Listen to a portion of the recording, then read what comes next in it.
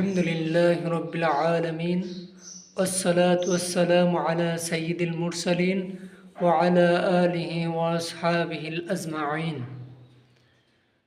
আল্লাহ রব্বুল আলামিন পবিত্র কুরআনুল কারিমে ইরশাদ করেছেন যে আমি দিনকে পরিপূর্ণ করে দিলাম। আমাদের সমাজে এখন কিছু মানুষ বলে থাকে যে ওয়াজ মাহফিল বা মসজিদের মেম্বারে আলোচনা হবে ইসলামিক আলোচনা, এখানে কোনো রাজনৈতিক আলোচনা হবে না। ইসলাম যদি পরিপূর্ণ হয়, ইসলাম রাষ্ট্র কিভাবে চলবে, মানুষ কিভাবে চলবে, সেটা ইসলাম সবসময় ইসলামে আল্লাহ রাসূল সাল্লাল্লাহু আলাইহি সাল্লাম এ তরিকা বলে দিয়েছেন এবং আল্লাহ রাব্বুল আলামিন এ তরিকা মানব জাতির জন্য, সকলের জন্য এ তরিকা দিয়ে দিয়েছেন। এজন্য ইসলাম যদি পরিপূর্ণ হয় তাহলে ইসলামিক রাজনীতি এবং রাষ্ট্র ব্যবস্থা সকল কিছুই ইসলামে আছে। যারা এসব কথা বলে তাদের ইসলামের দৃষ্টিকোণ থেকে তাদের ঈমান নেই। কারণ আল্লাহ রাব্বুল আলামিন এই দুনিয়া সৃষ্টি করেছেন এবং এই দুনিয়ায় নিয়মকানুন চলবে তার। আর যে মুসলমান, সে আল্লাহ রাব্বুল আলামিনের বিধানের বাহিরে গিয়ে অন্য কোনো তন্ত্রমন্ত্র মেনে নিতে পারে না, তাহলে সে মুনাফিক, সে কাফের। আর যে ইসলামের রাজনীতিকে অস্বীকার করবে সে কাফের। কারণ ইসলামের কোনো অংশই আল্লাহ রাব্বুল আলামিন পবিত্র কুরআনুল কারীমে ইরশাদ করেন যে উদখুলু ফিস-সিলমি কাফা, তোমরা ইসলামের ভিতর পরিপূর্ণভাবে প্রবেশ করো।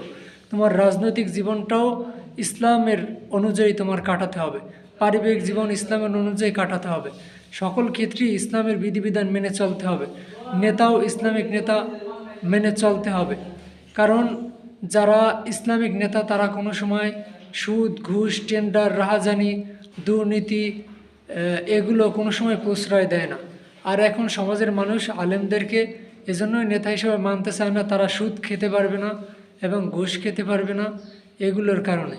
তাহলে যদি আমাদেরকে নেতা নির্বাচিত করতেই হয় তাহলে ইসলামিক তরিকা অনুযায়ী যারা যোগ্য আলেম তাদেরকে নেতা হিসেবে মানতে হবে। আবার অপর হাদিসে আল্লাহ রাসূল সাল্লাল্লাহু আলাইহি সাল্লাম ইরশাদ করেছেন, কেউ যদি কোনো খারাপ মানুষের সহযোগিতা বা সমর্থন করে, ওই মানুষ যত গুনাহ করবে তার একটা অংশ তার আমলনামায় যাবে।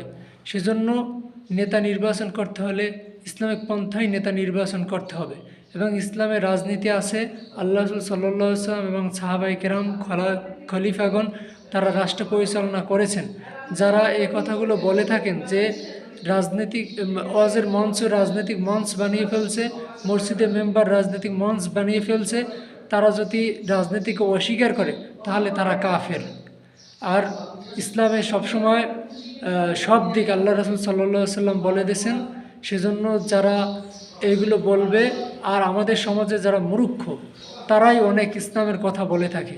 এই মূর্খ লোক যারা জীবনে স্কুল মাদ্রাসায় বা কোনো কোরআন হাদিস জানে না, তারা এসব ভুল ধরে থাকে আলেম ওলামাদের। এজন্য আল্লাহ রাব্বুল আলামিন সকলকে হেফাজত করুক এবং ইসলামিক রাজনীতি চলবে। আল্লাহ রাব্বুল আলামিন বাংলাদেশকে ইসলামী হুকুমতের একটি রাষ্ট্র বানিয়ে দেব। আমিন।